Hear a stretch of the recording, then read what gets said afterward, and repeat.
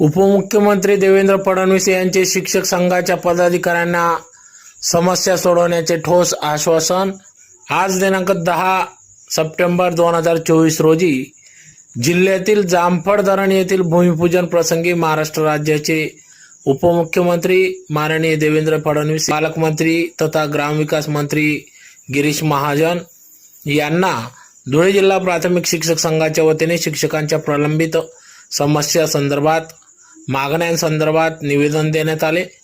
यावेळेस आमदार जयकुमार रावल, शिक्षण व आरोग्य सभापती सोनालीताई पंकज कदम, धुळे जिल्हा परिषदेचे माजी कृषी सभापती बापूसाहेब खलाने यांच्या उपस्थितीत सदर निवेदन देण्यात आले।